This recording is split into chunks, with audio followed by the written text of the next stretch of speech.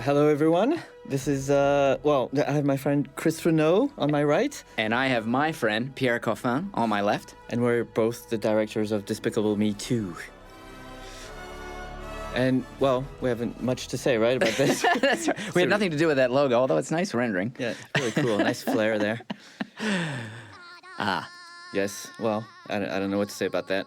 We started off, like, doing them on the first one, and then they got, like, branded, like, helped brand Illumination, I guess. And, right. they sort of taken on a life of our own. I think the first idea you had was with the evil minion in there. Yes, I got it. Oh, we jumped ahead. Oh, I think I ruined something. Oh, damn. Oh, can't say that. Roll that out. Oh. I was going to say that other word, but... So... To get into the movie, one of the things, we talked about what the opening scene would be. And for us, one of the big inspirations in this movie, maybe even more than the first one, was James Bond, where there would be some kind of, big action opening thing that, sort of felt actually even a little bit, not disconnected, but felt like it was in a different world, a different environment. And so compared to the first movie where we start in Egypt, we thought a cool thing to try would be the Antarctic. Scale and mystery, basically. Yeah, we needed a crime to occur that nobody witnessed, so we could, keep it top secret. The original version of this scene, actually, we were playing with setting it in Paris. Oh, I remember. Yeah, with all these Paris cliches, and you almost got hanged in France, so they decided to go for a Russian lab. Exactly. And from a narrative point of view, we knew we needed something that not a lot of people could witness. So the Antarctic worked great. So all these guys are speaking Russian, right? Yes, that's actual Russian. Although maybe not in Russia itself, probably be something else. And here it is. Oh my God, what is that? So here's our big reveal of our magnet ship, which was designed by Eric Guillaume to look like a giant magnet. We even colored it like a big cartoon magnet. It's red and silver. But in this, sequence, we were, it was just slightly different than the one from the first Despicable Me. We went for more of an action tone, also, hoping to find some bits of comedy, but truly it's more like just, as Pierre said before, just a sense of scale and action, and again, sort of try to build some mystery as who could be behind this masterful heist. Got nothing to say about this shot. I try to find something intelligent, but I can't. Yeah, that's right. It's extremely tasteful. But anyway, yeah. So here, just sort of setting up the Despicable Me world, trying to punctuate with comedy, even in an action scene. 3 weeks. And then we come and this was one of the main concepts of the movie, which was the Anti-Villain League, who, much like, as we always talk about, sort of Terminator 2, what could we do with Gru in a second film? And it seemed pretty clear that he wasn't a villain by the end of the first movie, so we thought maybe it'd be fun to have him recruited by the good guys. But before we get to that, we wanted to see what Gru's doing with his kids. And here in this scene, we see him prepping to sort of try to put together the perfect, I guess it's 6, right? Agnes is turning 6 is what we figured. Yeah. A 6-year-old birthday party. And it's a good opportunity to sort of reintroduce all the characters. Here's Edith dressed as a ninja. I think originally we had, didn't we say Batman, I think? And then we was, a pink Batman. But we weren't sure, if we'd get the rights. And we were like, let's try a ninja. Yeah. It's public domain.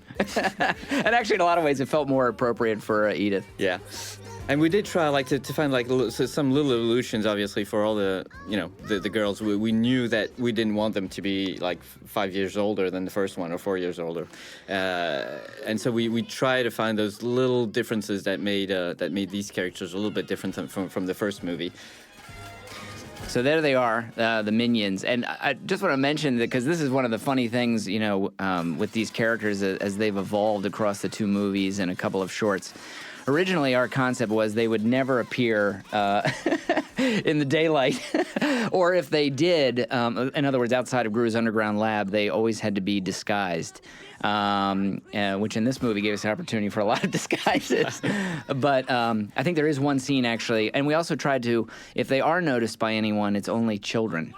So anyway, those are just a couple of little things that And as you find, as you do these things and you create more stories with these characters, you sort of have to bend or break your rules as you go. Almost. We try to be subtle about breaking, but sometimes we're not. So in this moment, Gru's found out that his entertainment he's booked for the party is not going to show. And for us, this was a great opportunity to show the lengths that he's gone to make sure that his daughters have a great life. In other words, what he'll do as a father to ensure their happiness. And in our initial conversations about this scene, I have to admit there's some autobiographical elements since my wife has asked me to appear as a shark, Darth Vader. And a fairy princess? Not a fairy princess. I have been something pink, though. I don't, some kind of creature that was in some TV show. I don't remember now. Have you ever dressed up as a woman? No, I haven't had to go that far. But anyway, Gru has, and that's sort of a nice indication of how far he'll go to make sure Agnes has a great day. I think, yeah, just to come back to Gru, Gru's a great character in that sense that, you know, since he thinks himself as being like sort of mean and you know, really dominant about things, and it's always cool showing these characters into like very demeaning situations, like dressed up as this fairy princess right now. And I think when Pierre and I and the writers and Chris Meledandri and Janet Healy and all of us sort of, you know, talk about this character, you know, there's a lot of elements that I think do come from our lives and sort of even how we, you know, I always say in some ways that Gru is, right here's a good example, is about bad parenting, which I think a lot of people can relate to some of those choices you make, you know, in the heat of the moment that you maybe regret or wish you'd done better. But in the end, you know, hopefully your kids still love you. I know it's really you, Drew. I'm just pretending for the other kids. So anyway, one of our early conversations was about how to keep Gru. Now, if he's, you know, more of a dad and more, you know, eventually working for the good guys. And this character was not this one, the one before, Jillian, his neighbor, was a good opportunity to sort of let Gru be Gru. And so that's sort of what we did, is set up other characters, and you'll see some later, that he could sort of react to that sort of kept him true to who we established in the first film. No, Jills, it's not In the previous shot, you saw some background animation that we love, like stuff that doesn't really, you know, come in front of the foreground action. But you've got a lot of things happen in the background that are really funny sometimes. So we'll try pointing those out. Yeah, especially with some of the minion scenes that are, you know, coming up. You'll see what Pierre and the animation team, they always put a lot of good stuff there. So this is sort of, you know, we saw Kyle the dog earlier, and this is where we start to establish our new character, Lucy Wilde, played by Kristen Wiig, who eventually through the film, you know, she's sent to recruit Gru, but she's also becomes his love interest later in the film. And again, this is the prime example of a romantic comedy sort of dynamics where these two characters at first, certainly their personalities don't seem like they're going to mesh at all. Lucy's very, you know, bright and optimistic. And in fact, her design is based on a sketch from Eric Guillaume, and he did this great drawing of her like sort of as like this, almost like a shaft of light, sunlight, surrounded by all these dark villains. And really that became the basis of her character. Can we talk about that as the animation test? Yeah, we did. When I read that line of description in the script, I thought that it was a great animation, you know, test to do. Like, how would Lucy try to put Gru into the trunk of a car? And we did, I think, a test that lasted maybe a minute long, where Gru was really like tortured and sort of very slowly, painfully, and just to get him into that trunk. And that obviously that didn't make it into the movie, but we kept the essence of it. And very often what happens as the movie is developed is, we start with the script from Cinco Paul and Candario, and then, but there's also animation work being done simultaneously, which very often, also becomes a big part of the scenes or certainly the characters. But so the movie sort of develops in sort of parallel paths in both script and character animation. And sort of enriches itself like at every level. Yeah. Also. It's very evolutionary. We were talking about that as we came over, from the script to the storyboards to animation. And sometimes, like something early like an animation test, which is, done very early in the process, becomes part of the scene or informs the scene. defines it in a lot of ways. And sometimes leads also to like a whole plot. I mean, with the minion thing, do you remember? Yes. Yeah, when we, in the first movie, we had talked about trying to develop a minion subplot, but for various narrative reasons, we had difficulty making that work. But we knew in this one, that was something that we really wanted to try to create, that they had were more of a driver in the storytelling itself. So this is a moment, this is Pierre being right. We had a few conversations about Lucy's car. And, I mean, I think one cool thing about the car is it feels, for lack of a better word, very European, and very sort of period. And I think this was Eric's first design, which Pierre really liked. And I remember we did some investigations on other kinds of cars, more big SUV, more what would be typical, I guess, for a secret agent to be driving. But this one just had such appeal. And frankly, was very unique. And I think even you'll hear in the Hator's composition, this is Lucy's theme you're hearing here. Her theme also has kind of an old world feel to it too. It's very kind of has a Henry Mancini quality. So anyway, these elements sort of came together nicely for this character.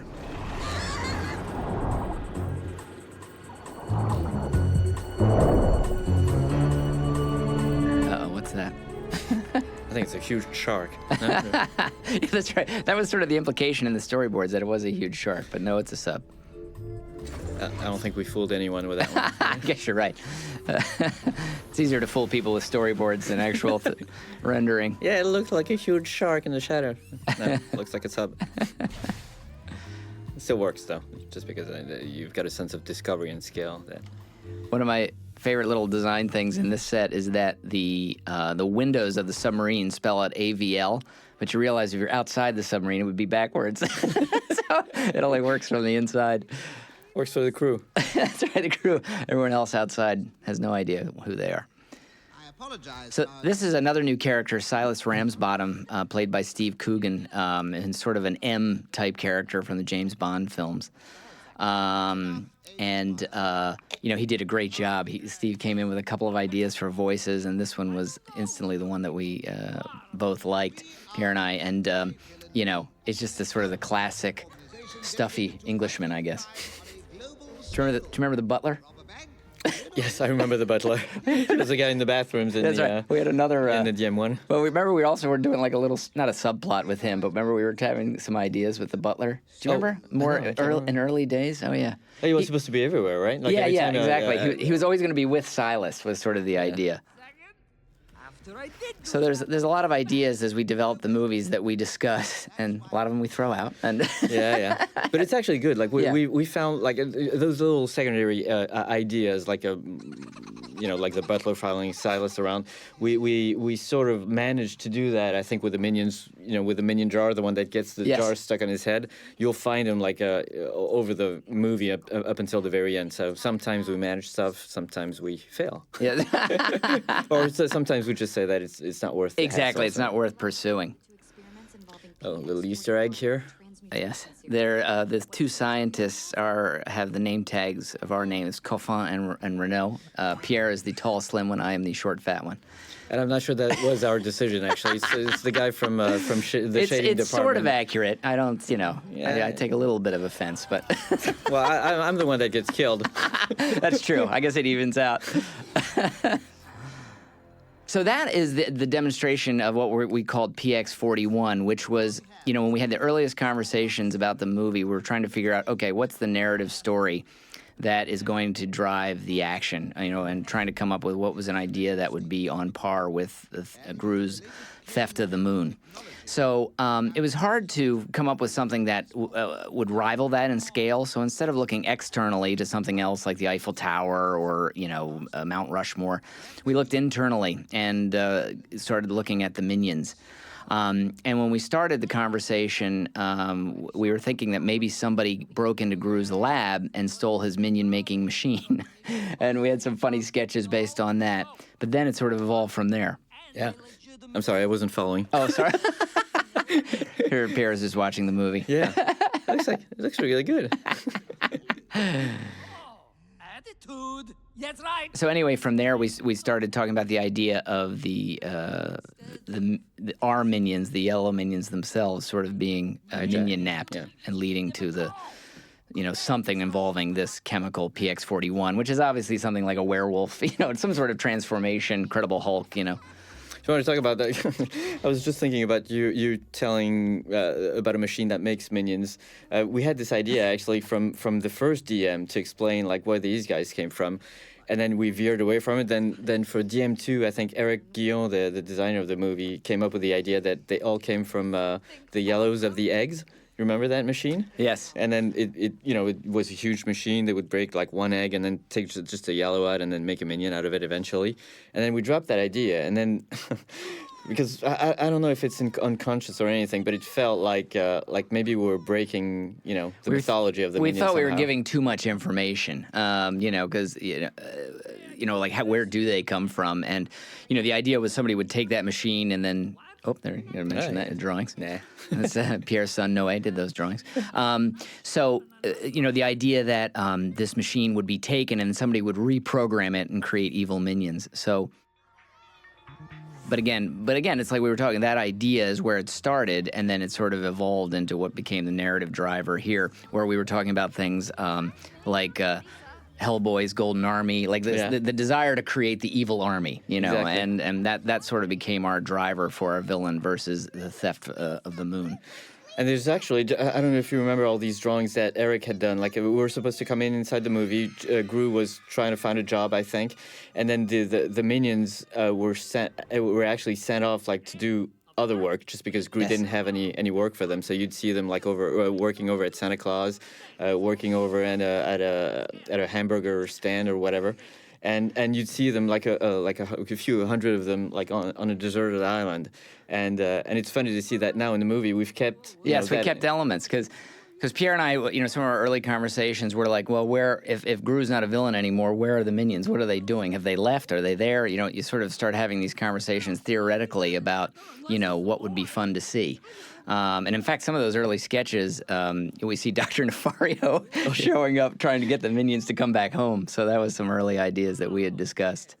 It's really This is I think for me, I really like this scene because I think it defines a lot about parenting. I think, Cinco, Paul, and Candario, again, they did a great job writing this scene, sort of establishing, the daughter who's growing up and the one who's still young and innocent. And then when we were recording Steve Carell, he threw in this line, never get older. And for me, that was kind of just so defined the moment, and it was a great way to end that scene.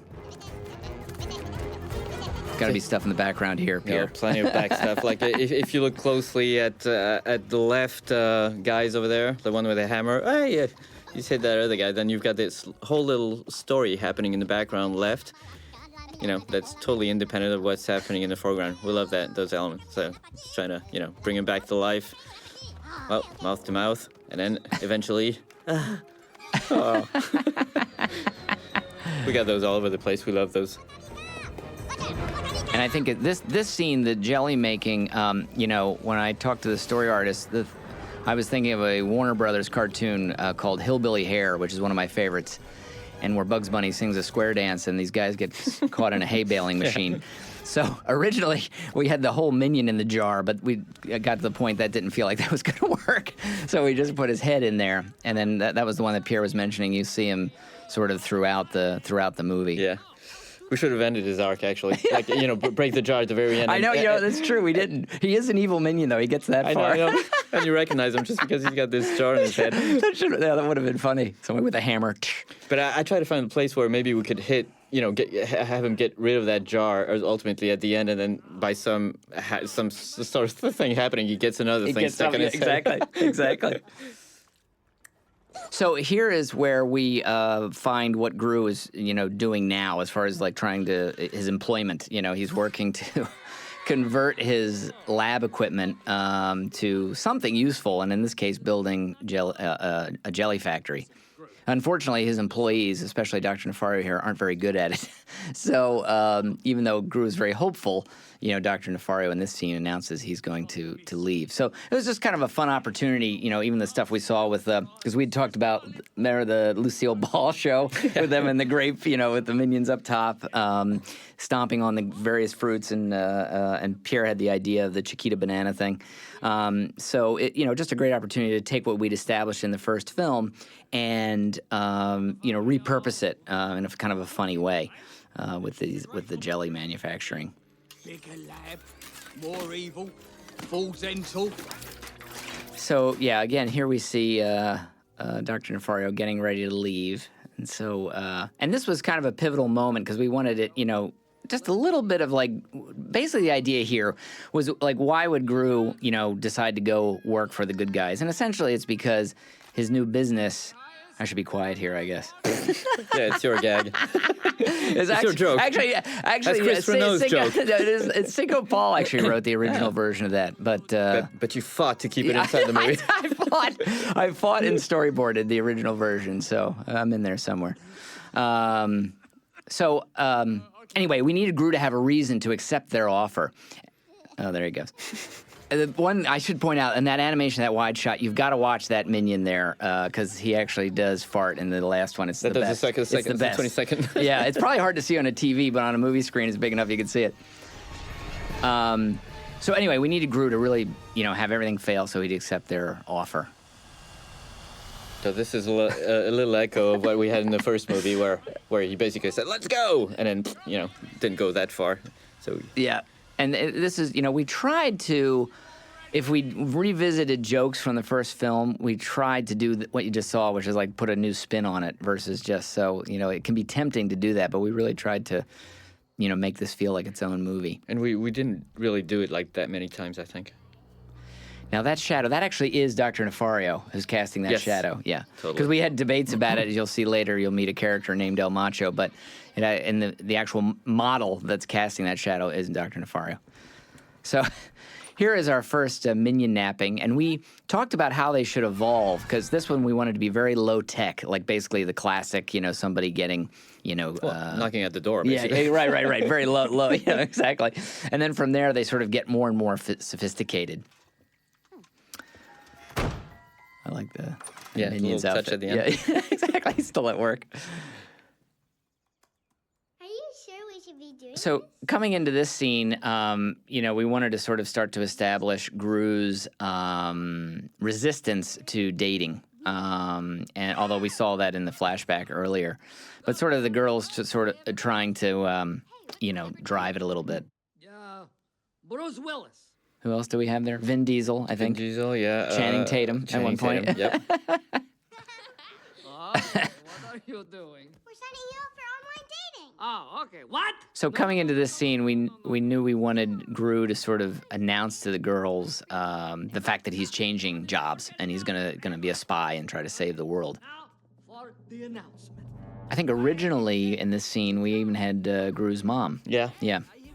So, but we felt, for this movie, it gets tricky with sequels because there's a lot of characters to service. So you sort of end up making the decision, where to put your energy, for lack of a better word.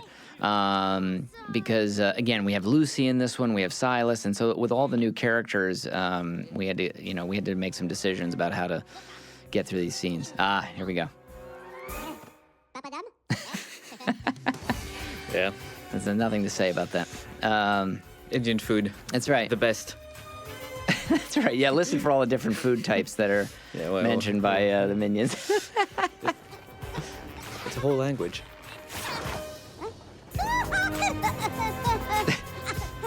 That's a gag. That's a gag that evolved from story. It's funny how again, the costumes were started in story artist a guy named Marco Hare, his storyboards, and then that gag came from animation and Pierre, where the dress gets caught, and then it informed the scene before. So it's sort of it's all very evolutionary, the whole process.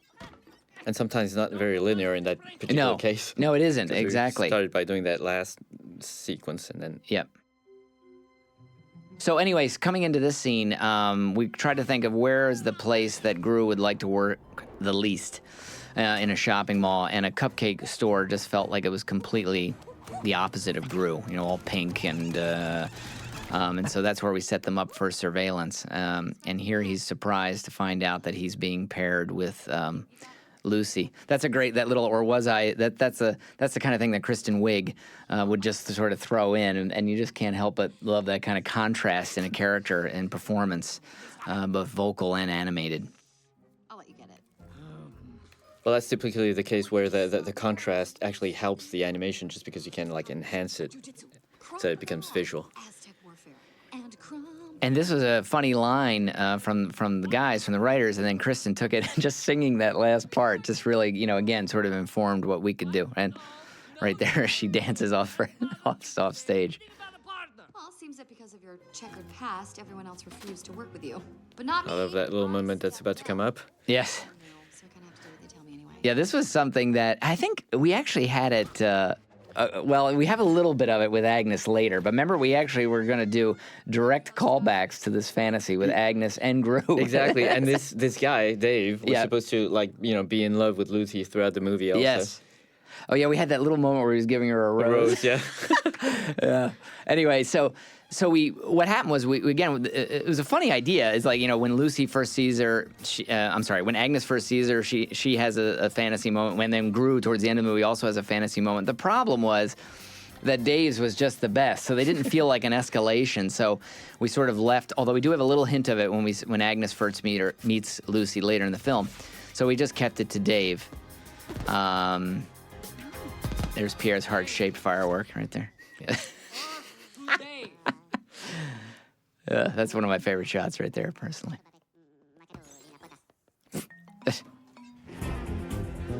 So we get into the surveillance of the different, and we had to sort of set up what characters could, we had this idea at one time. Remember, like a rogues gallery in the mall, like literally, literally, everyone was a bad guy. Yeah, everyone sort of looked like a bad guy. So it was like again, just a rogues gallery of villains that each one ran a mall store. But we sort of it just felt a little too unreal. So we went the direction of, Gru's sort of dismissive until this guy walks in. Eduardo, played by Benjamin Bratt, and a very gregarious guy, a restaurateur who comes and welcomes Gru and Lucy to the mall. And we see his necklace there, which is sort of an abstract E for Eduardo, which becomes important later when it gets rotated. 90 degrees and becomes an M, like That's El right. Macho. It's very, very important. Yeah, it's a tiny detail. Oh, that gag. So we had a couple versions of that one too. Yeah. And the best one was actually when it was on the belly, but some people wouldn't allow us to do it. So with this guy, we sort of were thinking, he's somewhat similar to Gru in a lot of ways, in that he's maybe retired from villainy. We'll find out later that he's also a father. But in this moment, Gru thinks he recognizes him as being a villain from the past named El Macho. That guy looks exactly like. And in fact, it was funny, when we started with Eduardo, he kind of looked like El Macho. He looked like this, big and strong. And we kind of realized it was, as much as we liked the look of the character, it sort of stretched believability that he looked basically exactly the same, but with shorter hair, and nobody would recognize him. So we really went the route of that he's a guy past his prime. Obviously made him fatter, almost appearing shorter in a lot of ways. In fact, we had to work that out. Yeah, he's probably a bit of a cheat there. Yeah, totally. And so beyond the costume, we really changed him physically to sell the idea that you may not recognize him. Feels like we're killing a lot of animals in this movie. We just killed a bird, now a shark. Yeah, that's true. Comedically, though. Comedically. Always with love. Yeah. We kill people with a smile. Yeah, that's right. So that was sort of a very kind of Warner Brothers moment, just totally. completely silly. Over the top. with Found the body. Oh no. Looney Tunes, I should say, I guess. Pile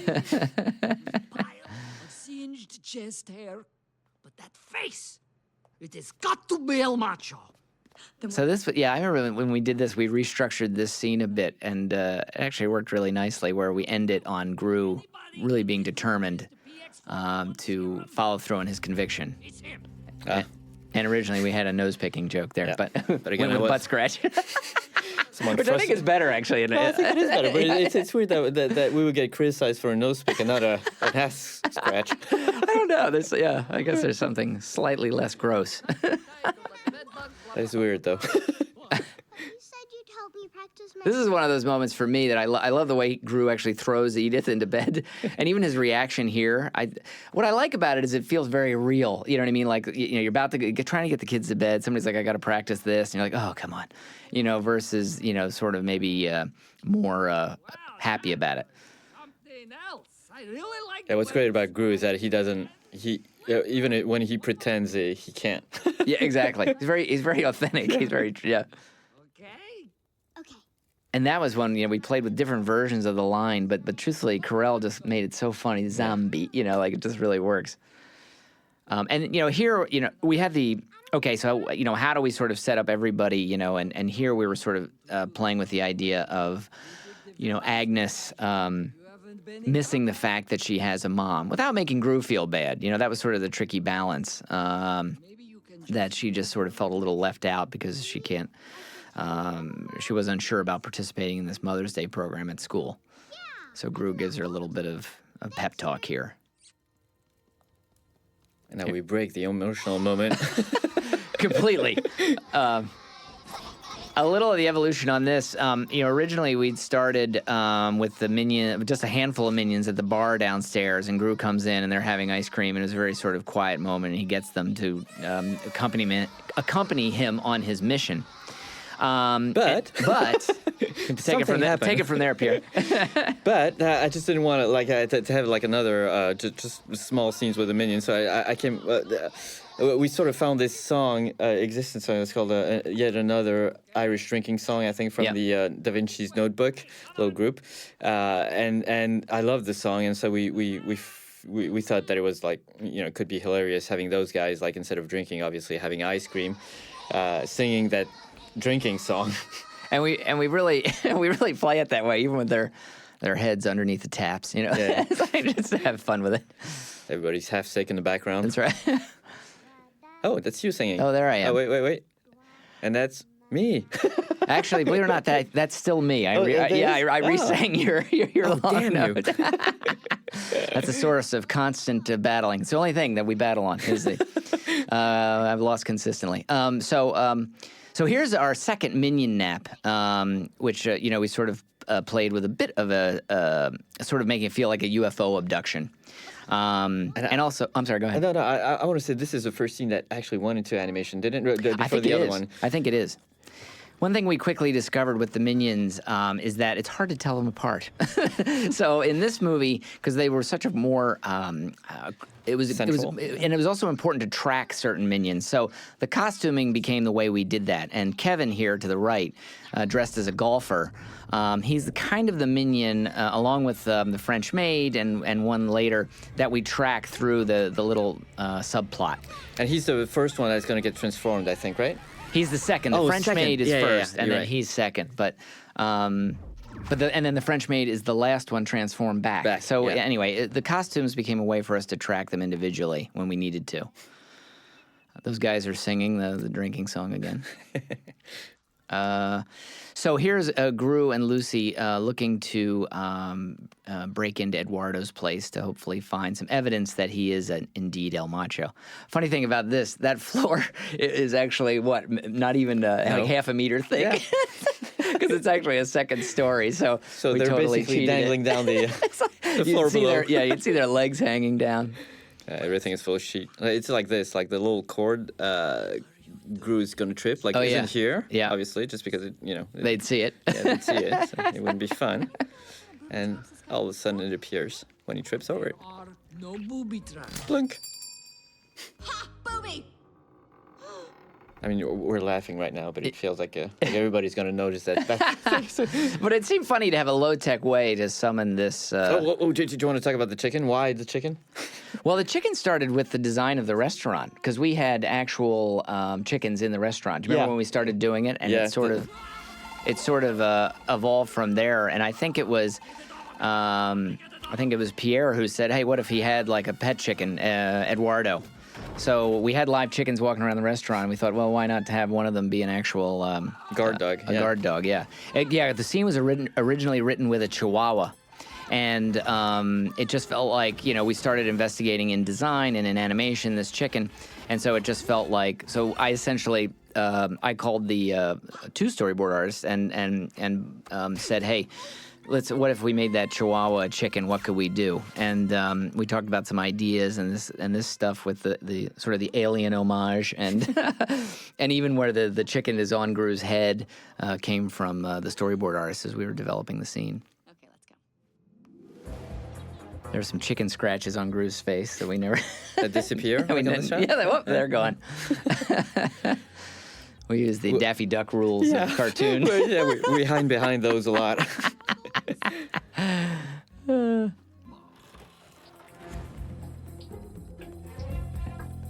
So yeah, we were playing with. One thing we did with Lucy is we wanted her to have just a lot of cool technology actually and cool gadgets. So she had that. Whatever that is, that almost like a Spider-Man web shooter, the resin thing that the chicken was encased in, and then these goggles that are X-ray goggles, and we wanted her to really feel like, one of the fun things we always liked about the Bond films were the gadgets. The gadgets, exactly. But Gru, not to be outdone, has this safe cracker here. Oh, by the way, do you believe like me that each time like a new James Bond came out, like it got usually trashed just because it had too much gadgets in it. Yeah, right. But I always thought like, oh man, it's Yeah, I know. cool that it's I know. I miss the gadgets. Because now it seems like we went in the opposite way where there are no gadgets. Yeah, now it's very, that's true. So Eduardo returns back to the restaurant a bit early. And, this scene we played with a few different ways to try to find the way to create the most amount of tension. So we played, with it editorially a few ways. That was an idea from Janet Healy. She threw it out in an editorial session, one of our producers. And it really worked. So, again, from the way these things evolve, ideas come from a lot of different places. And basically, call one of your munchkins. Where did that come from? I can't remember. I think somebody wrote it, but I don't remember who.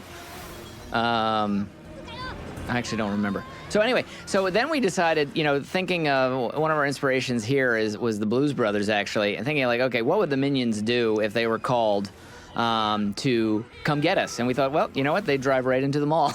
And so that's what we played. And we played with the multiple levels. Thank goodness for Lucy's car being so small. It really allowed us a lot of freedom. And there was a time that this scene was much longer, and too long, one would say. But, sometimes when we're putting these things together, we're sort of thinking, okay, do we need more action? Do we need more comedy? And we're trying to find that balance. And we had a whole scene, I love this moment right here. Yeah. We had a whole scene where El Macho pursued them on a motorcycle and Shot the chicken at them. yeah, he shot the chicken. I liked that actually. But we realized there was a narrative problem though, is that El Macho couldn't recognize them, and it felt difficult given this long involved chase that he wouldn't know who he was following. So that, and for pacing reasons, we scaled it way back. But it's still a lot of fun. Love that sequence. So in this one, yeah, we needed an idea to make it feel like a lot of minions were being taken versus 1 and 2 at a time, just to create the escalation. This is the last beat where we see the minions being kidnapped, right? Exactly. So so we had basically the ice cream truck was the thought, sort of cueing off their love of ice cream from that song moment we saw earlier. And it's actually Dr. Nefario who's animated driving the truck, even though you can't see him in there with the blacked out windows. And watch out there, you got a little platoon moment where this big guy just, tries to sacrifice himself. There's the jar-headed minion. So here we wanted something for the last minion, so I mentioned to our storyboard artist, Zebe, to have a little hand come down, and then Pierre said, and then why doesn't he get his tongue stuck? And boom, and that's how we ended the scene, which you'll see that minion again later with the ice cream stuck to his tongue. So again, that's how we identified him. So this is a character, Floyd Eagleson, played by Ken Jeong. He did a great job. I can't remember who he said. It was one of his relatives was who he was thinking of for a little bit for this voice. And there was a time, we had a bit more of the character in the film because we were again, we were trying to set up multiple threats. Who could it be, that committed this crime that we saw at the beginning of the movie. But again, it got to a point where we just had to sort of reduce it and sort of keep it more focused on Gru's relationship with Lucy and the coming rivalry with Eduardo. I remember, the Floyd Eagleson used to have this magnet-based thing to make the hair grow and stuff That's right. that. Gru went in to have a baldness treatment, the magnets. One of the reasons they suspected him was because he used magnets to try to pull hair out of your scalp. Anyway, so... Which is true. Yeah, that's right. So there you see Agnes's, that's her little fantasy moment, so we simplified it greatly. But still, it really serves its purpose nicely, where we see how she instantly connects. I love a little animation moment where she waves to Lucy. She instantly connects to her and sees her as a good match for Gru. Are you out of your gourd? And then goes into the classic, Unless you love her. Gru and Lucy sitting in a tree, K-I-S-S-I-N-G, or a version of that anyway. It's a song of lies. I don't even like her. Now go have fun. And also, a moment like this is important because it gives our character Lucy an opportunity to see a bit softer side of Gru. And so you try to find these moments so you can build some kind of affinity between the two characters, so when eventually they get together, it feels a bit earned. I love this line. I am pretty fun. Every dad would like to say that, I guess. That scene evolved a lot also. Yes, it did. We had many versions of this, trying different ideas, like, what's the best version of a coin fountain gag, and how do we find the girls after they've left Gru. So this is another character, Antonio, who we find out in a bit is actually Eduardo's son, but Margo doesn't care. This is sort of we see a budding crush on her behalf. And it's a nice moment for Miranda Cosgrove, who plays Margo, to have some fun with this character.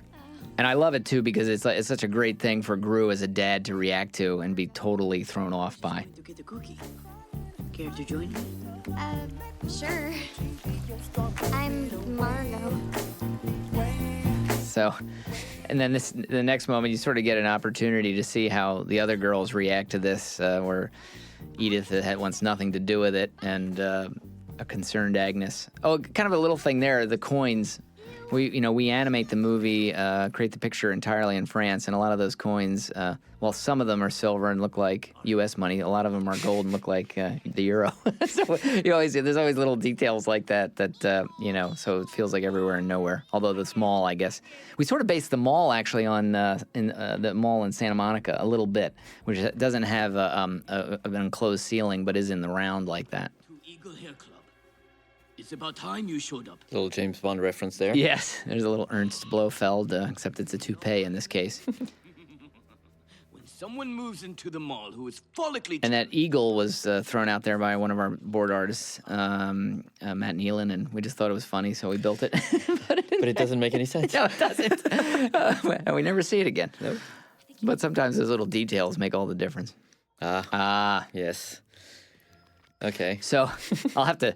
So with this scene, one of our board artists, Didier, we were trying to. It was written in the script that the sensor was on Gru's belt buckle. So, he came to me with this idea of how does, that basically what you see here, well, maybe not quite, maybe his version was more graphic, actually.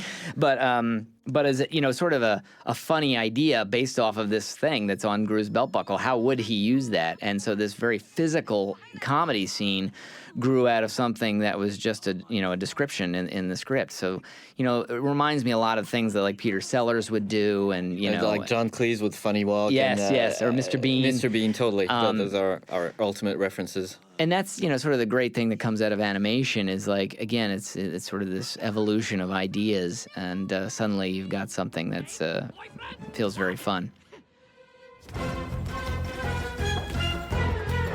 So Gru is heading off to see if he can find Margo.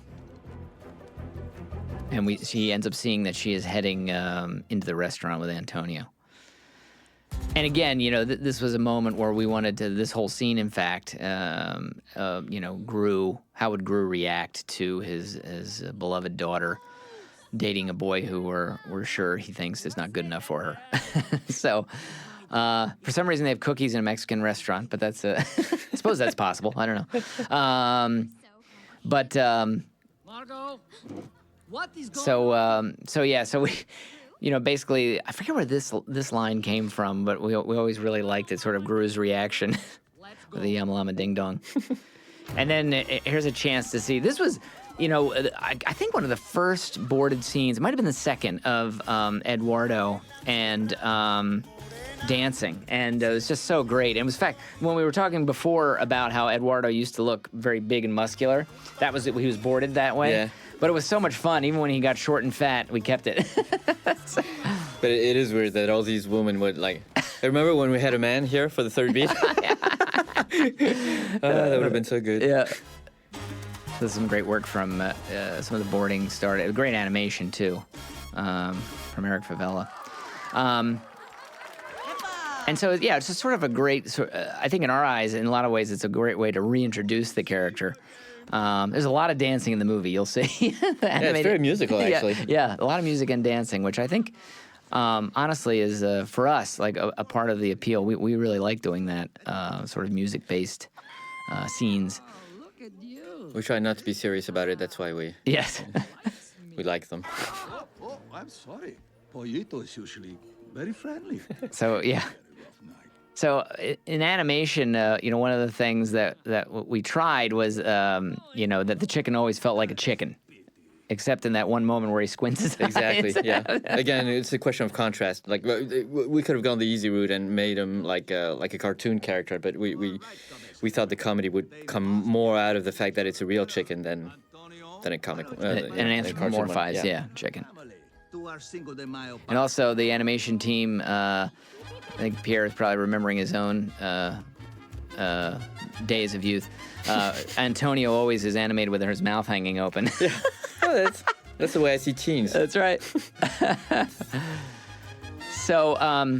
So using that scene, it became a great way in that last moment with Gru to power into this scene where Gru now is convinced more than ever that Eduardo is El Macho. But the funny part and this was with Steve Carell, this is one of the first scenes we animated as well. Yeah. And his vocal performance in this, well, I'll just say I think he really understood the moment because, this actually became our bar, you know what I mean? Just for Gru's character, because he did such a great job in here where he just won't let go of the fact that they should arrest the son. And I think, do you remember Chris Meledandri saying that this was the scene of the movie, just like Sleepy Kittens was the scene of the first movie? Yeah. It's it was character defining, it was story defining, it had everything in there that, had character and story. Intertwined. Yeah. Bruce discovered traces of the serum at Eagle Hair Club. Interesting. Yeah, and So, and unfortunately for Gru, though, in Silas's eyes, the fact that he's now connecting Eduardo to his son sort of undermines his case. But, again, Gru, we wanted Gru leaving this scene more determined than ever to prove his hunch right. Do you remember what I was going to say? We had another scene, actually, with Silas that was on the submarine, but we found that we just didn't need it. It became more, you find that a lot. Sometimes you'd think you needed more information than you do. So this is a scene was inspired. Basically, we had a few things. There was the sketches that Pierre was mentioning before with Eric Guillon, with the minions at the beach. But also, that's right. But the Truman Show and Happy Feet, where the penguin wakes up in an enclosure, but he doesn't know he's in an enclosure. So we set up, we had this great beach scene, so we're like, oh, let's use it. So we sort of made that there. Oh, and this is actually inspired by Jaws. It's hard to believe, but where What? No, when I pitched it to the board artist, I said, ripping his clothes off like Jaws and then running into the ocean. Nobody gets eaten by a shark, but the shots are similar. So then we see that they're actually imprisoned, and that's Dr. Nefario once again. So again, we were able to take some ideas that really had nothing to do with that moment and use them in a fun way. this little moment, I'd say this is based on my apartment right here because my Wi-Fi always goes out. Anyway, we had to create a moment where Gru noticed that the minions are missing. So we didn't want to make too much of it because we felt if he noticed his minions are missing, He would do something about it. exactly. Yeah. So we make it a vacation joke. But it kind of did its job. I have my friend Shannon here with me. This is a scene also that was much longer and was more about information. But then we started talking about sort of a simplification, like, Gru just basically wanting to get out of the date and using Agnes as somebody who's misinterpreting his hand signals. And we had a couple that we didn't use. Jazz hands was one, because I was the only one that was advocating jazz hands. But and I think that the way the writers wrote it and the way it evolved in performance, it really was a very funny, kind of relatable moment for any parent trying to use their kids as an excuse. Particularly to arrive to this moment here.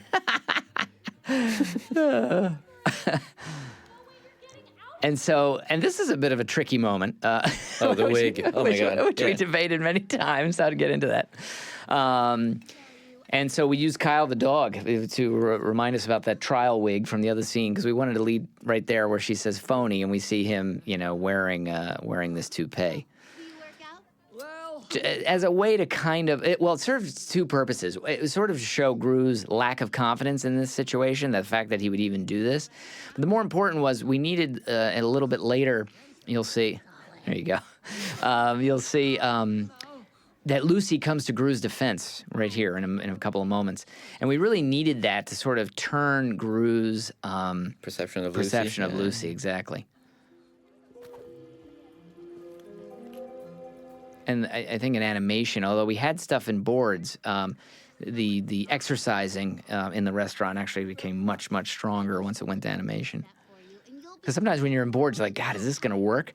But but you don't take into account that next evolution. You know what I mean? So sometimes it can be, even for us, difficult to sort of say, you sort of are like, well, it feels like it's right, and then you sort of take it to the next step, and then you're like, okay, then Well, it that's the starts to thing, right? evolve. About the way we work is that like Chris Chris, you take care of like storyboard and mainly script discussions and stuff like that, right? Yep. And I take care of like animation. So we sort of focus each other on our particular strength, meaning that when Chris is happy on a storyboard, then we try to make plus it basically. And so it's fun, like actually having that canvas of a thing to start with, and then Yes. our ideas come out of that. And even simple sometimes situation. ideas, because I think in this case, it even started when we were having discussions in rough layout. And I was even thinking like later in the movie, like sometimes we'll sort of ape an idea, Yeah. in rough layout, and then that can be helpful. Although poor rough layout, that can be a rough phase for the movie because it's sort of not storyboards and not animation, so it can be Yeah. tough to visualize. So when you take her home? So from here, I can't remember what was here before, but I remember our conversation, and I think that it was Cinco Paul that first mentioned this idea. What were we? Oh, Weekend at Bernie's. A little bit, but there was something here before that I can't quite remember that didn't work. And what we find when we develop the movie, there's a couple of cases. Is that we need an idea, a comedic idea that sort of drives it. It can't just be, it's serving a story point or it's, we have to get this information out. And so, once we knew, obviously we needed Lucy to come to Gru's defense, but once it became about taking this unconscious woman home, it suddenly became something more and funnier and really had an idea behind it. Very often when we start, it's very basic. Okay, we need to deliver this information. And then when we go into our reviews with Chris Meledandri and the writers, then it's like, well, okay, we got the information across, but how do we make it good? So that becomes sort of the discussion, and we all sort of chip in to or pitch in to evolve those sequences. This was fun. yes, surprisingly, it This is the thing of the debate about the kiss, kiss or not to kiss. Well, that used to not be in, and now it is in, and I think it's really good. I do. So, yeah. It's a very, I remember, sometimes we work very hard to avoid the cliche, I'll say. Yeah. But sometimes the cliche is what works. And I think in the case here, we weren't quite feeling the connection. And I remember even having a discussion editorial. I was like, well, if you really want to feel the connection, a little kiss on the cheek. And I think somebody, might have been some I can't remember. I know it came from another place too. And, you know, then that again sort of informs the process. It's like, I just want to mention quickly Pharrell Williams, who wrote some terrific songs. This, I think, is my favorite. Yes. And we really, you know, we knew we wanted Gru after that little kiss, you know, to be happy, essentially. And Pharrell really, quite literally, wrote that. But it's great. I mean, it's such a nice moment. Oh, this is the shot. I want to say to everyone that we're sorry for that. We're sorry for that hookup. transition. Yeah. we thought it would be better. You know, it just sort of defines how Gru feels at this moment, and it's such a nice contrast if you think of the first movie when it's Despicable Me and he spends the whole time walking with his hands behind his back. Little animation moment here. Great moment there. Oh, she keeps going. Originally, we had the classic. This is where it was good to go beyond the cliche, where he was twirling a woman and he dropped her. Floyd Eagleson. Our agents located a secret room. So this is where, you know, we sort of set up the idea that Gru's mission's over, basically, and he and Lucy are going to separate. So it's that kind of, you know, you start to get the couple together, and then they're, through circumstances beyond their control, they have to separate. It's the end of second act, usually. Exactly. So we, you know, like Floyd Eagleson there has been framed by we know not who. But in the eyes of the Anti-Villain League, the case is closed. So they're going to send Lucy off to Australia. Yes, but thank you for everything. And again, I think it's a nice moment narratively where, you know, Gru was so happy just a moment ago, and then it all comes crashing down as he learns that she's going to leave. We got him. This is the thing we have coming up here is Lucy's lipstick taser, which again, you sort of find these elements that you can track through the movie, which are very helpful. You know, when the lipstick taser started, it was, you know, really just a gadget at the beginning, and then we used it here as a memento of their first time they met. And then it sort of tracks through the movie from there. It becomes what Gru looks at when he's sad, you know. So, and actually, we even use it in the third act action. So it's always cool when you sort of like, oh wait, we've got this piece, and how can we use it, you know, more effectively? Oh, thank you, Lucy. Agent Wilde? And both actors here did a great job, because I remember we talked at one point about rewriting the dialogue, but actually it was more about how the dialogue was performed, and it wasn't about what they were saying, but how they were saying it. And they both did a terrific job. This we thought was very cool, like having that happy moment and then mirror that happy moment with, you know, what his change of mind, basically. Yeah. Feels like the old Gru, actually. Yeah. Maybe a little meaner than the old Gru, I'm not sure. So this is another one of those scenes that evolved in many, many different ways. And we certainly, from the versions we discussed, this was absolutely the strongest, and it became a nice little moment between Gru and Agnes. And Agnes is such a great character, as played by Elsie Fisher, to balance against Gru. I mean, she's a pure innocent, she's a child, you know, and, you know, just... the scenes between her and Gru are always, you know, I just think a great thing for particularly Gru's character. And we try, obviously, in animation also not to push those moments so that they feel like, you know, tacky or overly emotional, just because, you know, just the situation and the words are actually carrying the heavy weight. And to quickly mention also Yarrow Cheney and the lighting team. I think the lighting in that scene really was quite beautiful and very cheated, but excellent. And you're leaving for Australia and all, but... This, I think, for Pierre and I, is one of our favorite scenes, and it's... No. How dare you? That's good. Just because it's so weird. Just this shot is weird. Yeah, that's weird. Remember how we debated that joke over and over, how to play that joke, and it makes no sense, that joke, but I don't know why. We at the end of the day, we felt it worked. We used to have a jury in there, didn't we? There was like numbers, and then it was like, well, he wouldn't be holding the phone because that's not how you would do it. Do you remember all those conversations? Oh my gosh. And one nice thing here, we got some great boards, but also it was very nicely edited by Greg Perler. And I think that in a lot of ways, it was when the potential, just because of the music and using this phone as, the object of his discontent. And then, just... Who came up with that idea of the firemen arriving? Matt Nealon. The border. Yeah. So just having them play, Actually, you know what? I'm not sure. I mean, he came up with the way it is, but it might have been mentioned in the script. I don't remember, to be honest. Oh, I had to do this, but all the Beatles were done by Chris. That scream was Pierre.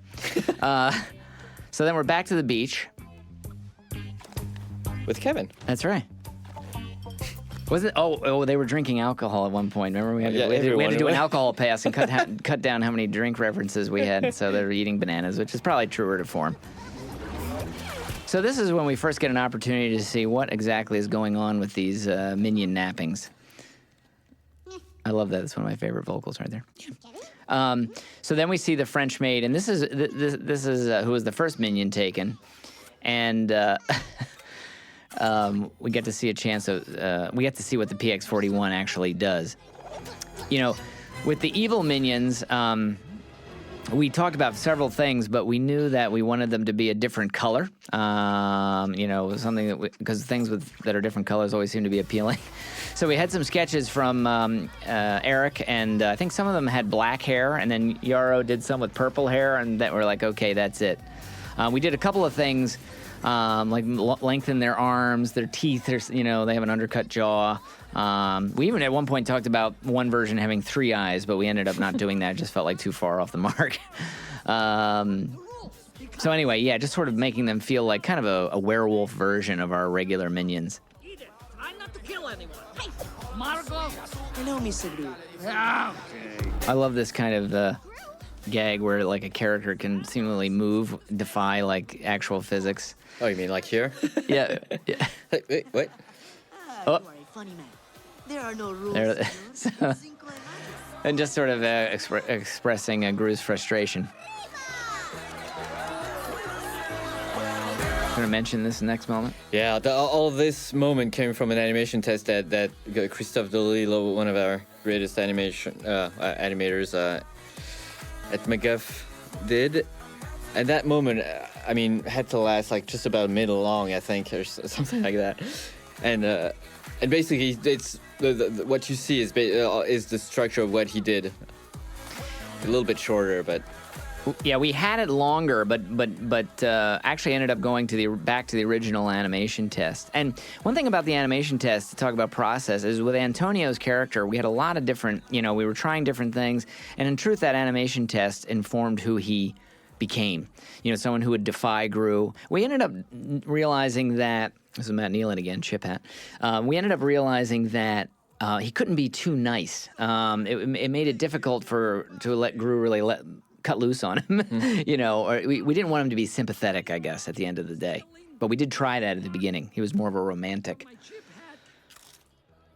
This is an example, I think, where, the storyboarding process in concert with the script really is great or very cool because, this was really these two characters talking, and our board artist pitched out this idea of a chip hat, which doesn't exist but feels like it could. You know what I mean? So, and instantly the conversation has, again, each scene, each moment needing an idea. It needs something more than just the words that are being spoken. This used to be the place also where the whole rhythm sort of fell down. Yes. And we used to give like a lot of explanation as to what like El Macho was after. That's right. And the reason why he became evil, and we cut that all out just because of rhythm, because it was really a place where, we were starting to get bored a little bit. Yeah, that's the danger. You sort of have to balance, the amount of information does the audience need versus, the entertainment, you don't want anyone lost, but you also don't want to bog them down in exposition. So it's a discovery process. And it's funny because as talky as it was before, like this particular sequence that we're seeing right now didn't exist. Yeah, we sort of got to a place where we're like, gosh, we need something that sort of pushes the mystery, is a little bit action-driven, not big, but... And we started talking about ways for Gru to follow Eduardo down to his lab. This is obviously heavily inspired by Raiders of the Lost Ark, the first one, and I always forget the name of that video game. Dance. Oh, it's the one where you jump on the colored tiles, and also Billie Jean, the Michael Jackson video. So we thought we'd combine those elements along with a musical cue to get Gru down in the into El Macho's laboratory. Here again, this scene, we knew we wanted Lucy missing Gru, but how could we, have fun with that? So we started playing with the idea of her seeing him everywhere. That was your idea. I remember you pitching it out like an editorial. I don't know if that's. I try to remember how these things evolve. I don't. But well, I can tell you, I was there. I wasn't saying a word, and then you came up with it. And I said, damn, how does he do that? It's really good. So here, we had him looking around, and we were able. Greg, we recorded Steve Carell saying, I just did a boom boom. See, I'm still laughing thinking about it. For another scene, actually, he was an adult Gru disguised as a baby doing the mall surveillance. That's right. And Greg remembered it and pitched it slightly and put it as the button to this scene, and it made all the difference. We had the baby. I think when the guys wrote it, the baby was there, and we went from. And using that little bit that we remember from Carell, sort of created a nice button on the scene. I'm not sure you're going to be able to see that movie in that sequence in the plane. Yeah, that's right. A little scary. So those are our last. We had to figure out a way how to get those off of Gru's face. So that's what we came up with. So this is obviously, from a set design point of view, we were really thinking of Raiders of the Lost Ark, and even The Last Crusade, that long bridge that Indiana Jones has to cross. So, and basically we wanted it to be a distinct underground laboratory, knowing that Gru has his own that's covered in steel. So this one being carved from rock felt like a Mayan temple or something. Felt like a nice contrast, more warm in its tones. Dr. Nefario? So this was our big reveal of now we know where Nefario went. Although my son did notice that it was Nefario. He didn't fool him. Oh, that's not good. No, he's only 8, right? Is he? Or is he 9? I think he's 2. All right, so here's Kevin again. You can see with his golf hat. And we had this, we wanted to do this demonstration scene, basically, that would really kind of, and it's sort of, in structure, what do we say? It looked a little like the animation of Bill Plimpton. Yeah, totally Bill Plimpton, yeah. Sort of like, just very, and Pierre and I both, particularly for these movies, really sort of like what we call sort of a graphic presentation for particularly cartoon comedy. It's it's very presentational, it's straight on. It just always plays funnier that way. This was, gosh, it feels like that scene in Time Bandits, but I remember Pierre was looking for, like, what could the minions be in that wasn't, that would feel unique. And so these cages came about from a sketch from Eric. And very graphic, too, just because you could, use those cages to help you frame the shots a little bit better. The city gets eaten. Why don't they eat out of the cages? I never figured that out. Made out of some great kryptonite or... That's right. Great performance by Benjamin Bratt here. And you can see now his necklace is an M. So, yeah, see? Every detail has been given, months and months of thought. Yeah, that's right. There's no mistake in this movie. That's right. Not one. I love that popper. Again, I think that was originally a bottle of champagne, and to get rid of that. Oh, yes, that's true. I just need to get some things off my plate before we start taking over the world, that's all. Yeah, again, great performance. Yeah. 100% I am in. I think. Yeah, and this is it was a nice moment from the writers, and then augmented by the animation. And then we did do some work to find the perfect length, for lack of a better word. And I think it works nicely. And then El Macho still thinks that maybe Gru isn't being entirely truthful. Oh, this I love. This is like Al Capone in the Untouchables. Yeah. They should have made those graffiti red. Yeah, I know. Yeah, that's right. Yeah, the confetti. So this was another one of those moments that we tried many versions of, including Margo almost having her first kiss, or actually having, I think almost. We never with Antonio, but again, it wasn't helping us, and it made Gru seem a little too mean. So we brought back the chip hat. For anyone who's lonely, they get a chip hat, and then gave Gru a nice moment to freeze this. To become Antonio. Gru again. That's actually. right. Who's not too nice a guy. Short, sweet, and really was sort of solved the narrative issue nicely. That is one hang glider. Boy, I don't know what I don't know if you noticed, we just totally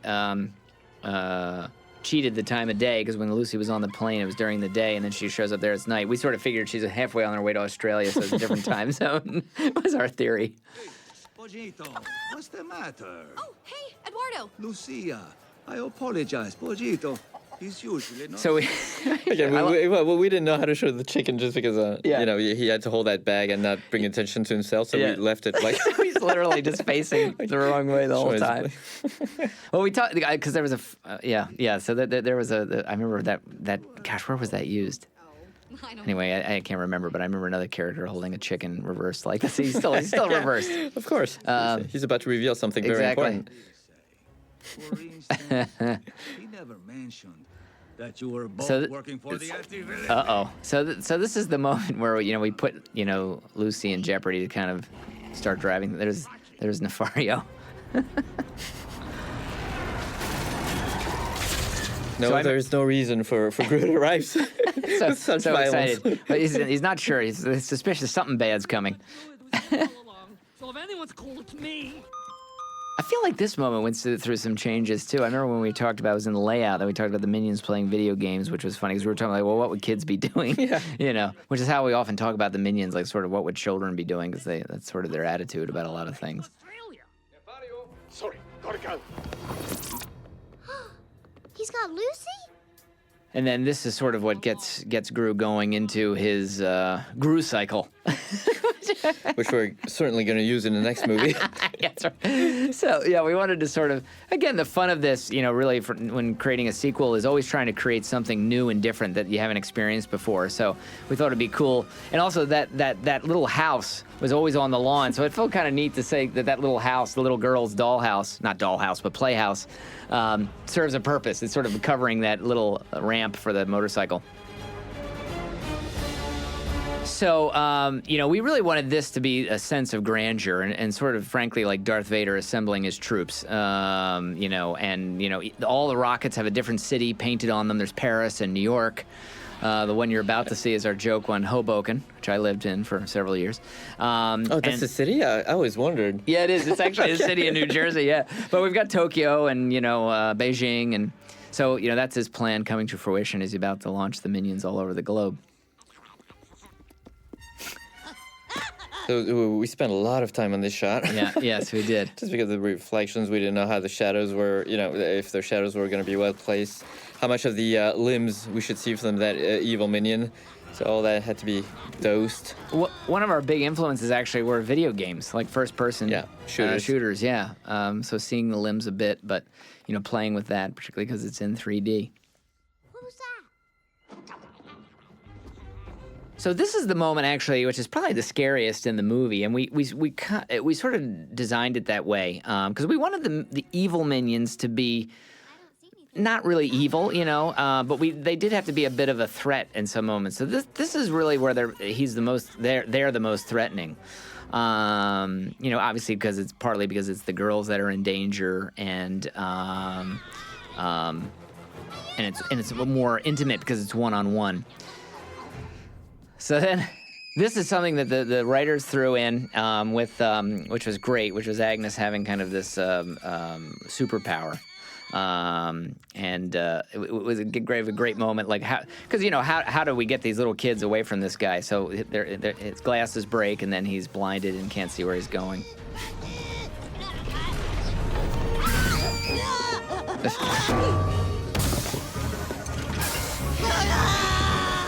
So they go down. This is where we find, because we had a lot of discussions. Where's Edith? Because there was a time that Edith accompanied Gru. Remember, she snuck away. Oh, that's right, why. yeah. She snuck away with Gru to help him try to rescue Lucy. So when we got rid of that idea, we needed, okay, where's Edith going to be? So we put her downstairs playing ping pong. With nunchucks. With nunchucks. That's a Bruce Lee reference. You notice there that the minion is now wearing black overalls because El Macho changed them. And it's got a little M on him. And then Nefario has returned with a rather convenient antidote. And then we went back and forth on this. I believe the idea was originally pitched by Eric Yohn a long time ago about the jelly. Whether the jelly itself was the antidote or do you put the antidote in it? So we ended up putting the antidote in it, which was what made the most sense. This third act evolved quite a bit over time, and the idea started with the writers sort of, I always think of it as like the Death Star moment with Han and Luke dressed as stormtroopers taking Chewbacca into the detention center. So anyway, so painting our yellow guys purple felt like a great idea to sort of, just comedically, it was rich with opportunities. And then this is one of Pierre's favorite things is the sound. And, in my discussions with the board artist and sending him some of the animation tests, what you'll see is this little showdown, which is basically a showdown. Fight. We do that now. That's right. Between us. That's right. That's right. I even talked to Bruno Schafar, our CG soup, about creating the spit because we didn't have it originally. I was like, well, we've got to see spit. I love those discussions. That's right. Don't feel serious, but they are. Yeah, that's right. You have to take it seriously. So basically this became a spit fight that eventually reveals our Dave there to actually be painted. And we talked about the evil minions a little bit, sort of in this moment you're about to see, very much like the invasion of the body snatchers when he does his bah and then just does a scream. See? He looks like Donald Sutherland there. He does, exactly. And one of our influences here was... World War Z? Yes. We saw a trailer for World War Z, and obviously, we're like, ooh, that's cool. So we just tried to create a swarm of these evil minions that sort of behave like a wave. Yeah, like water simulation.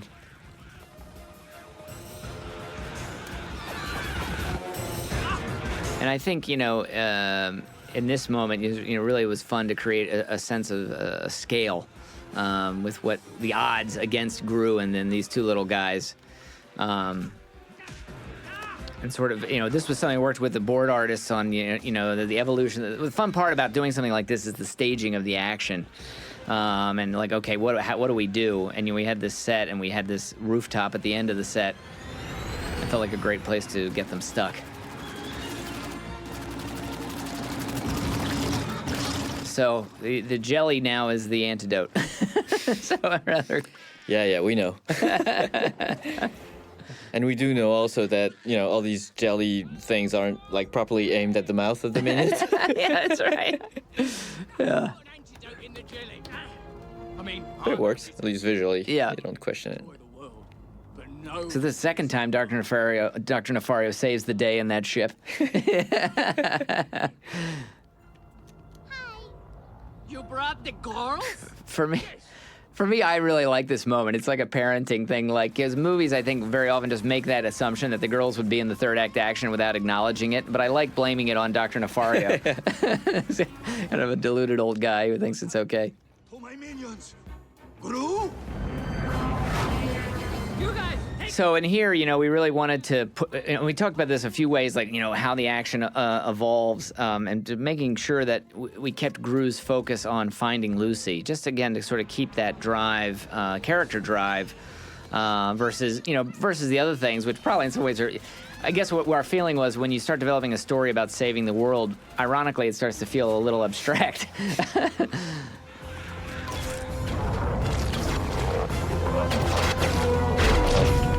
So we, in the designing of the jelly guns, we actually made it so the jars of jelly themselves are like sort of the magazines, so we could easily identify it. Oh, there's a French maid. It's over, El Macho. So the first minion's the last minion transformed. And again, we try to design those things that, sort of run through the movie. And here's another one. So for some reason, El Macho has tied Lucy to a shark. And you said earlier about killing a lot of animals. Oh, here goes another one. Fortunately, they're just animated. Although that one isn't, like, more suffer than the others, actually. Yeah, that's like true. the sushi shop. Yeah, that's right. Was it a Didier idea? The sushi thing? Or No, that was we- me. Ah, That was me. You're cruel. Yeah. What did we have there before? I can't remember, like with El Macho. There was something there, and then we changed it to the minion. don't remember. I don't either. Oh, I think it was Gru grabbed, but they were in a fight. That's right. Yeah, catch fight. Yeah. Yeah. We had a whole wrestling match between Gru and El Macho and El Macho was human. It just was too long. We had the minions cheering. They had foam fingers, and they were rooting for Gru and versus helping. Actually, we didn't have that moment of El Macho transforming with the PX-41. That's remember? right. We actually had the idea very early on, and I can't remember in what form that was. Remember, Eric did sketches of this a long time ago. Right. And then when we started boarding this, our board artist, Zebe, said, gosh, why he really should drink that stuff. And I was like, you know what? We had that. I don't remember what happened. So we actually went back to the idea, and this felt like a nice evolution. But again, sort of, playing it comedically where he evolves, but then his belly kind of drops.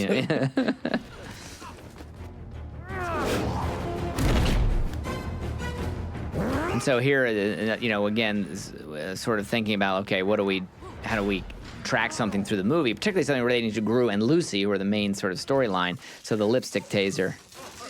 There you go. And the same ridiculous dance that Gru does. Isn't that Gangnam Style, by the way? Yes, it is.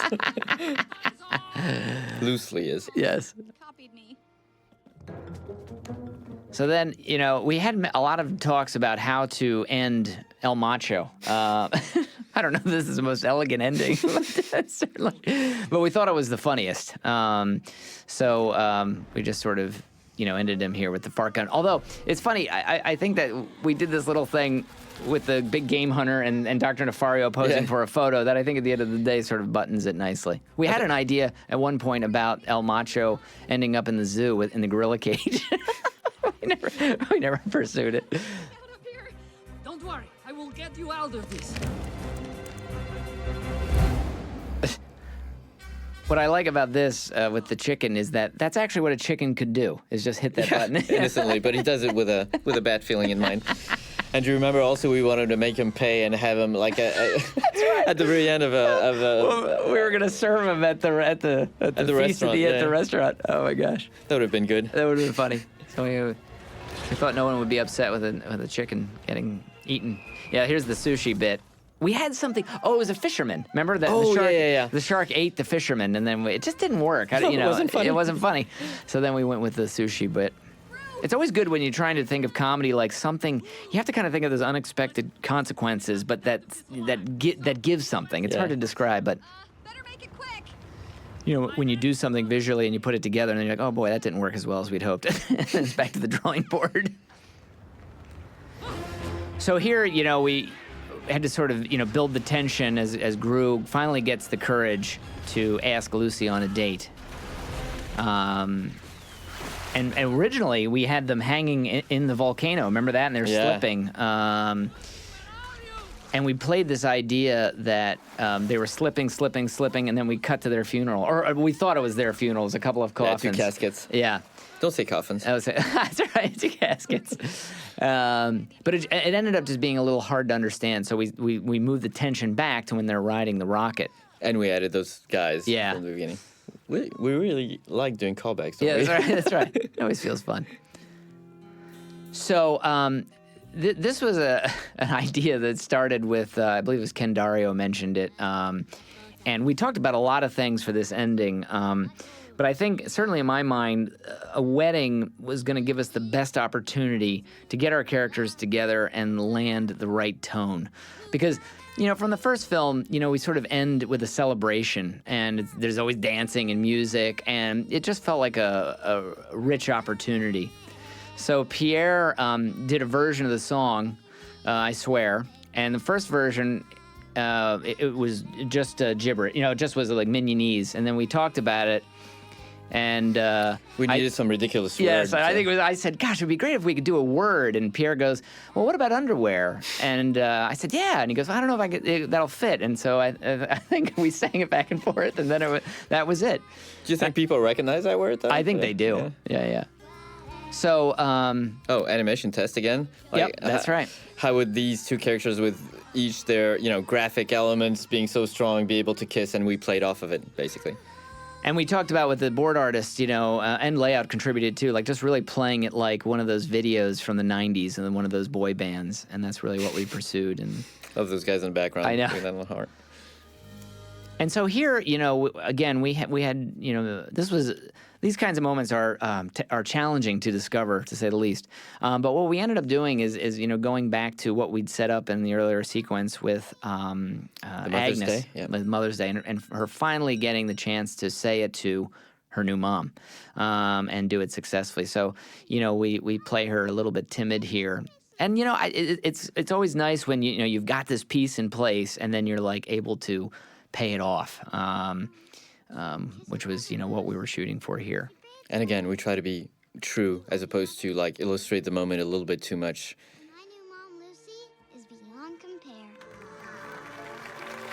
Even Lucy's reaction here is very true, very... Yeah, it sort of has a nice, authentic quality, and then we have the other girls join, and it feels like, I think that's the theme of the movie in a lot of ways, where we were just thinking of extending this nice family that we established in the first film. Now, so for the very end, I should probably just let it play and stop talking, but... we should sing. Yeah, right. But really what happened was the I Swear moment was playing so nicely. We just had a conversation with, gosh, we've got them singing, and, knowing, what weddings are about, and those archetypal songs that work... just great. YMCA. Where did that come from? I don't know. Felt like it was something the Minions could sing wonderfully, and would just be a lot of fun. You said it all. Do you remember that character? Who's she? What was the? Oh, they drove off into the sunset. Yeah. But this was a better opportunity. I think Cinco threw this out. To. No, that was your idea. Yeah. To do the photographs. As a great way to collect our characters. And the end credit sequence, we really, really wanted to have fun with the 3D. Within the movie itself, we don't have that many moments that where we have the freedom to do it without actually killing either the emotion or taking the people out of the story the movie's telling.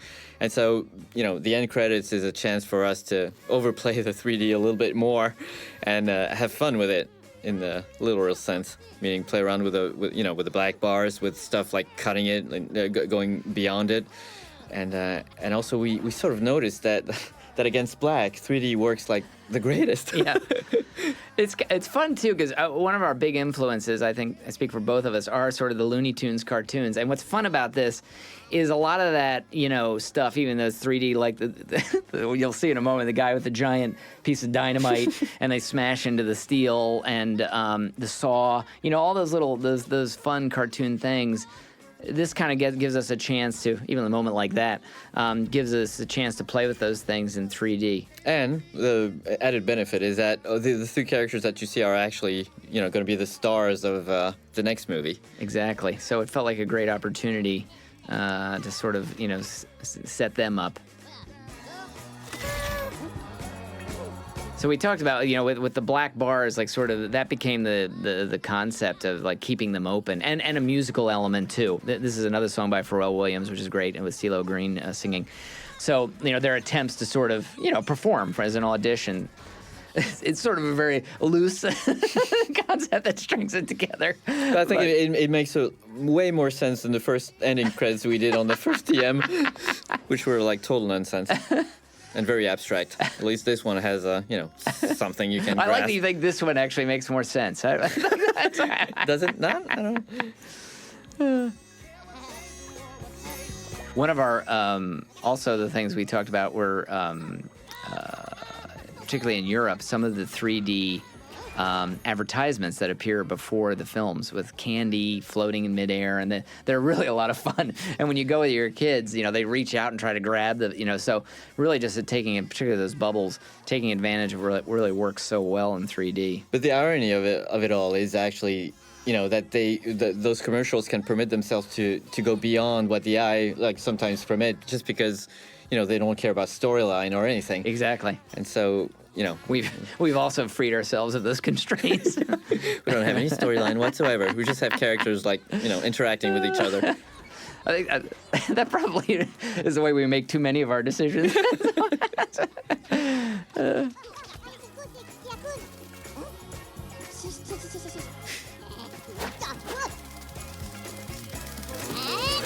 I wonder what people will think of this when they watch it in 2D. We don't understand what they went for. And so that's it. That's great. There we go. Okay. We don't talk through all of this, do we? Nah. Let's go eat. So that's our lunchtime. Yeah. Shall we go? I think so, yeah. Okay. Guys, what do you think? Yep. Yeah. Goodbye, everyone. Bye-bye. Thank you so much. Hope you enjoyed it. I'm having a bad day. If you take it personal, that's okay. Watch, this is so fun to see. Oh, Despicable Me.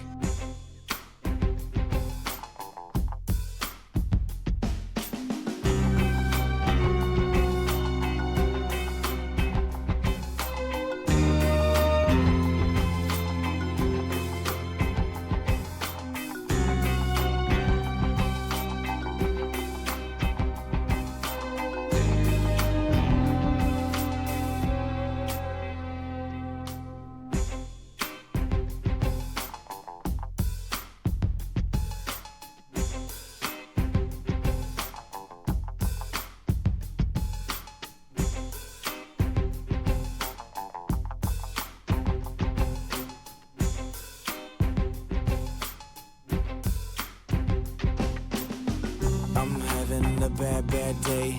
It's about time that I get my way. Steamrolling whatever I see. Oh, Despicable Me. I'm having a bad day. If you take it personal, that's okay. Oh, Despicable Me.